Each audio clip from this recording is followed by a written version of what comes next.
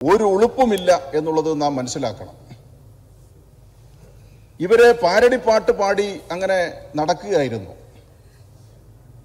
ഇവിടെ വിഷ്ണുനാഥ് പാരടിപ്പാട്ട് പാടി, അത് കഴിഞ്ഞിട്ട് പാർലമെന്റിന്റെ മുമ്പിൽ പോയി നിരന്ന് നിന്ന് പാരടിപ്പാട്ട് പാടി. ഇവിടെ മഴക്കാല കെടുതി വന്നു.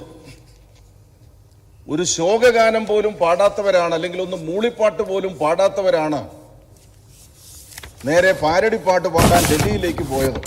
അവിടെ പോയി പാരടിപ്പാട്ടും പാടി. പോറ്റി പോയത് വേണമെങ്കിൽ നമുക്ക് അംഗീകരിച്ചു കൊടുക്കാം, വേണമെങ്കിൽ നമുക്ക് പറയാം പോറ്റിയെ പിന്നെ അവിടെ കൊണ്ടുപോയി എന്ന് പറയാം. പക്ഷെ സ്വർണം കട്ടവനും അത് വാങ്ങിയവനും ഒരുമിച്ച് എങ്ങനെ സോണിയാഗാന്ധിയുടെ വീട്ടിലെത്തി?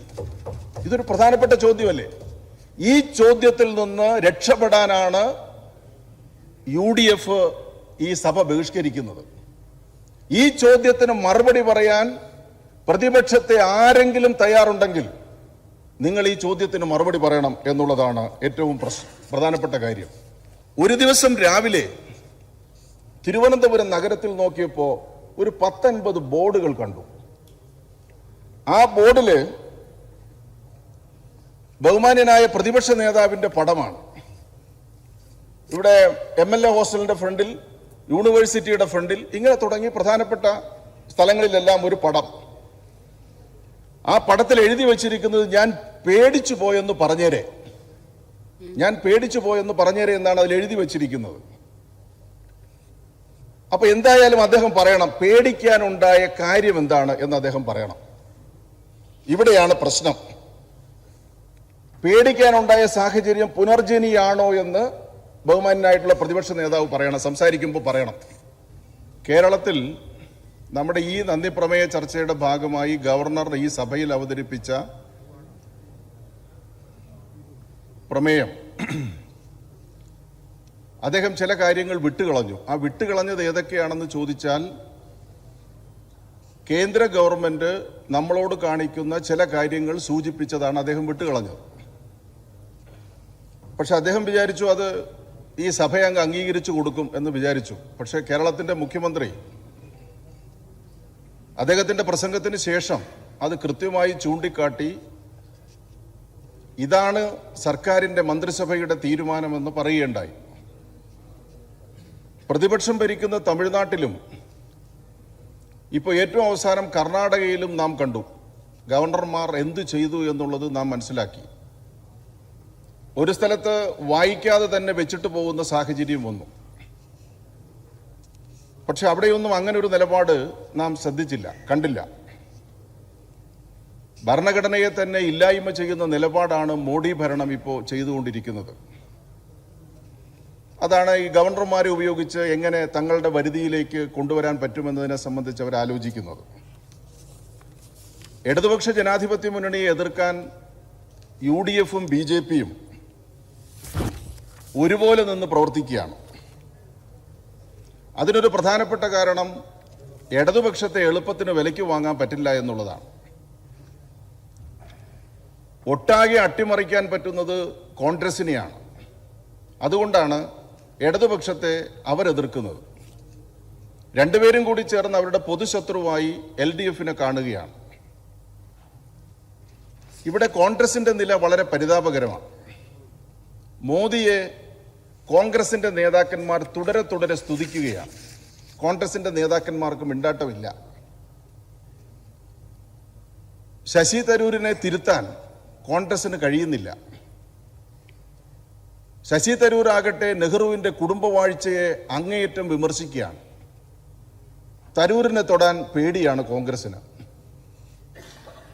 ഇപ്പോ വന്ന് ദിഗ്വിജയ് സിംഗ് രാജ്യസഭാംഗമാണ്, കോൺഗ്രസിന്റെ പ്രധാനപ്പെട്ട നേതാവാണ്. ആ ദിഗ്വിജയ് സിംഗ് RSSനെ പുകഴ്ത്തുകയാണ്. കോൺഗ്രസിനോടും അണികളോടും പറയുന്നത് നിങ്ങൾ RSSനെ കണ്ടുപഠിക്കൂ എന്നാണ്. LK അദ്വാനിയുടെയും മോദിയുടെയും ഒരു ചിത്രം പങ്കുവച്ചിട്ടാണ് ദിഗ്വിജയ് സിംഗ് ഇങ്ങനൊരു നിലപാട് സ്വീകരിക്കുന്നത്. അപ്പൊ ഈ സ്തുതിപാഠകരുടെ എണ്ണം കോൺഗ്രസിൽ കൂടി വരികയാണ്. കോൺഗ്രസ് BJPയുടെ ഇന്നത്തെ ഭരണ നേതൃത്വത്തിലെ ആളുകളെ പരിശോധിച്ചാലും BJPയിലെ ആളുകളാണ്, കോൺഗ്രസിലെ ആളുകളാണെന്ന് മനസ്സിലാവും. കഴിഞ്ഞ തദ്ദേശ സ്വയംഭരണ തെരഞ്ഞെടുപ്പുമായി ബന്ധപ്പെട്ട് കേരളത്തിൽ നടന്നിട്ടുള്ള ഈ കൂട്ടുകച്ചവടം നാം കണ്ടതാണ്. അത് തെരഞ്ഞെടുപ്പോടുകൂടി അവസാനിക്കുമെന്ന് നമ്മൾ വിചാരിച്ചു. പക്ഷെ നിങ്ങൾ നോക്കൂ, തൃശ്ശൂരിലെ മറ്റത്തൂർ പഞ്ചായത്ത്, അവിടെ എന്താണ് സംഭവിച്ചത്? കോൺഗ്രസിന് 8 പഞ്ചായത്ത് മെമ്പർമാരുണ്ടായിരുന്നു. തെരഞ്ഞെടുപ്പ് വന്നപ്പോൾ, പ്രസിഡന്റ് തെരഞ്ഞെടുപ്പ് വന്നപ്പോൾ 8 പേരും ആവിയായി പോയി, നേരെ BJP-യിലേക്ക് പോയി ചേക്കേറി. ഇതാണ് നമ്മുടെ നാട്ടിൽ നടക്കുന്നത്. ഇപ്പോ സംഘപരിവാറിന്റെ വേദിയിൽ കോൺഗ്രസിനും ലീഗിനും പങ്കെടുക്കുന്നതിന് ഒരു തടസ്സവും ഇല്ല.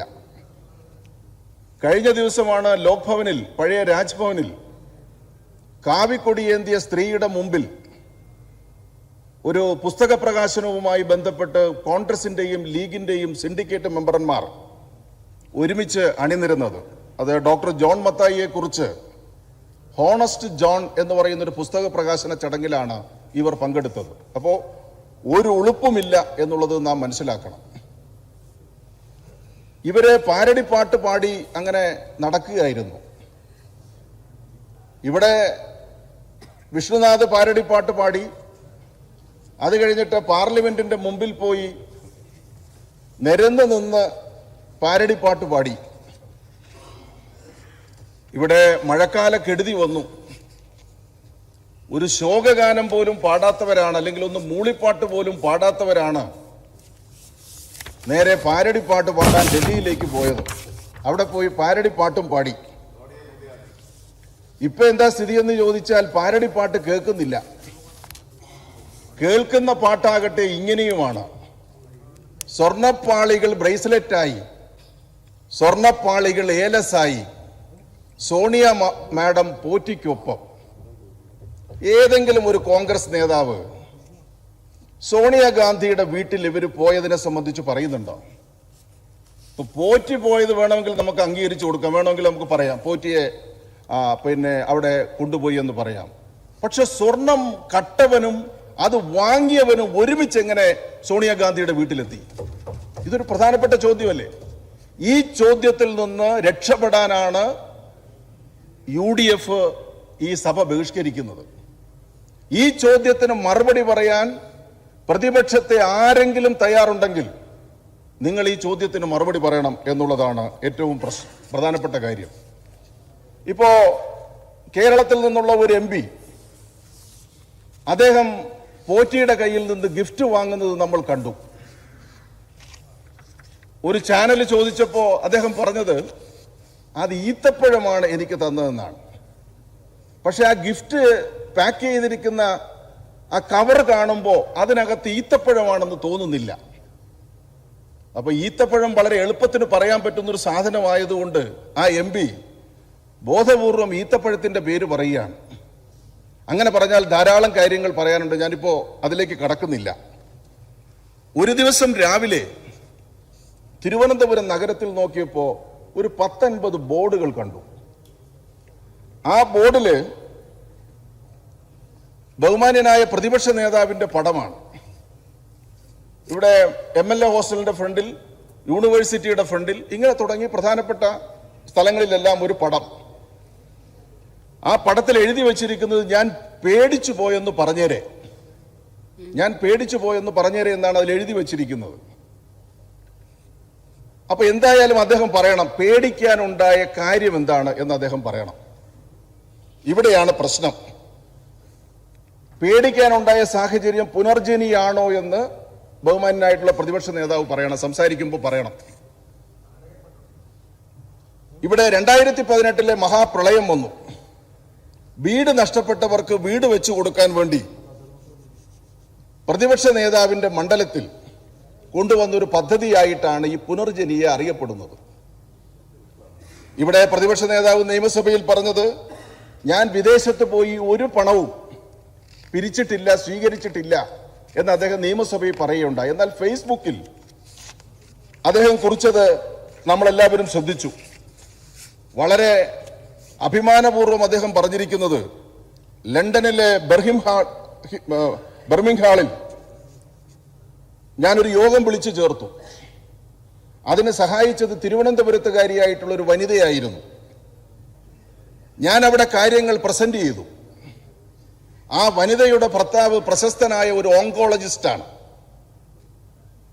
ഒരു ലഞ്ച് മീറ്റിംഗ് അവിടെ നടത്തി. അതാണ് അവിടുത്തെ പതിവ്. അവിടെ വെച്ച് ഞാൻ സംസാരിച്ചു. അത് ഞാൻ എൻ്റെ ഫേസ്ബുക്കിലും കൊടുത്തിട്ടുണ്ട്. അത് ഞാൻ കഴിഞ്ഞ ദിവസം ഒന്ന് തപ്പി നോക്കിയിരുന്നു. ആ സ്ത്രീ, ഈ പരിപാടികൾ ബർമിംഗ്ഹാമിൽ നടത്തിയ സ്ത്രീ തിരുവനന്തപുരത്ത് തിരിച്ചു വന്നു. അവർ കളക്ട് ചെയ്ത പണം ചെക്കായി എനിക്ക് നൽകി. ഈ ചെക്ക് പരവൂരിലെ ജനങ്ങൾക്ക് എത്ര പ്രയോജനപ്പെട്ടു, എത്ര രൂപയാണ് ആ ചെക്കിൽ ഉണ്ടായിരുന്നത്, അദ്ദേഹം മറുപടി പറയേണ്ടതാണ്. വീട് കിട്ടുമെന്ന പ്രതീക്ഷയിൽ സ്വന്തമായി സ്ഥലം വാങ്ങി പുനർജനി ട്രസ്റ്റിന്റെ പേരിൽ രജിസ്റ്റർ ചെയ്തവർ എത്ര പേരാണ്? അവർക്ക് അങ്ങ് എത്ര രൂപയാണ് അവർക്ക് നൽകിയത്? ഭൂമി രജിസ്റ്റർ ചെയ്തവർക്ക് വീട് കിട്ടിയില്ലെന്നും അവർ വാങ്ങിയ ഭൂമി നഷ്ടപ്പെട്ടു പോയി എന്നും പരാതിയുണ്ടോ? ഇതും അദ്ദേഹം മറുപടി പറയേണ്ടതാണ്. പരാതിയുമായി ചെന്നവരോട് പ്രതിപക്ഷ നേതാവ് കൈയൊഴിഞ്ഞു, എനിക്കിതിനെപ്പറ്റി ഒന്നും അറിയില്ല എന്നങ്ങനെ പറഞ്ഞു. അങ്ങ് പ്രതിപക്ഷ നേതാവിന്റെ വിദേശ യാത്രകൾക്ക് കേന്ദ്ര സർക്കാരിന്റെ അനുമതി ഉണ്ടായിരുന്നോ? ഉണ്ടെങ്കിൽ വിദേശ പണം സ്വീകരിക്കാനുള്ള അനുമതി കേന്ദ്ര ഗവൺമെന്റ് നൽകിയിരുന്നോ? ഇത് ബഹുമാനപ്പെട്ട പ്രതിപക്ഷ നേതാവ് പറയേണ്ടതാണ്. ഇതുകൊണ്ടാണോ പറഞ്ഞേരെ ഞാൻ പേടിച്ചു പോയി എന്ന് എഴുതി വെച്ചത്? അവസാനിപ്പിക്കാം. ഇവിടെ ഒരു ക്ലാസിക് മറുപടിയുണ്ട്. മറുപടി ബഹുമാനപ്പെട്ട മുഖ്യമന്ത്രിയോട് പത്രപ്രവർത്തകർ ഈ ബോർഡ് കണ്ടതിന് ശേഷം പത്രപ്രവർത്തകർ ചോദിച്ചു. അപ്പൊ CM പറഞ്ഞ മറുപടി ഇത്രയാണ്: അതെന്താണ് ഇടയ്ക്കിടയ്ക്ക് ഇങ്ങനെ പറയുന്നത്? ശരിക്കും നിങ്ങൾക്ക് പേടിയുണ്ടോ? ഇപ്പോഴേ പേടിച്ചാലോ? അപ്പോ കൃത്യമായ മറുപടി ഇതിനകത്തുണ്ട്. ഇപ്പോഴേ പേടിച്ചു പോയാൽ എന്ത് ചെയ്യും? ഇതാണ് സാഹചര്യം എന്നുള്ളത് മനസ്സിലാക്കണം. അപ്പോ ഭരണപക്ഷത്തു നിന്ന് ഉയർത്തുന്ന കാര്യങ്ങളെ പ്രതിരോധിക്കാൻ, മറുപടി പറയാൻ പോലും കഴിയാത്ത ഒരു സാഹചര്യം വന്നിട്ടുണ്ട്. ഇപ്പോ പത്രങ്ങളിലും പണം കൊടുത്ത് മീഡിയകളെയും കൊണ്ട് ആരാണ് കേരളത്തിന്റെ അടുത്ത മുഖ്യമന്ത്രി എന്ന് ചോദിപ്പിക്കുകയാണ്. എന്നിട്ടൊരു സർവേ റിപ്പോർട്ട് പ്രഖ്യാപിക്കുകയാണ്. ആ സർവേ റിപ്പോർട്ടിൽ ഞാനാണ് മുഖ്യമന്ത്രി എന്ന് വരുത്തി തീർക്കാൻ വേണ്ടിയിട്ട് ശ്രമിക്കുകയാണ്. അങ്ങനെ വരുത്തി തീർത്തപ്പോ ബഹുമാന്യനായിട്ടുള്ള പഴയ പ്രതിപക്ഷ നേതാവിനോട് പത്രപ്രവർത്തകർ ചോദിച്ചു, അങ്ങയുടെ പേര് അതിനകത്തില്ലല്ലോ. ഇപ്പോഴത്തെ പ്രതിപക്ഷ നേതാവ് കഴിഞ്ഞിട്ട് പിന്നെ തൊട്ട് താഴെ വരുന്നത് ശശി തരൂരാണല്ലോ.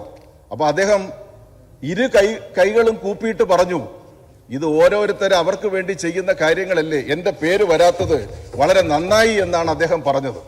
അപ്പോ അവരെ സംബന്ധിച്ചിടത്തോളം ഇന്ന് അനുഭവിക്കുന്ന പ്രശ്നങ്ങൾ വളരെ വലുതാണ്.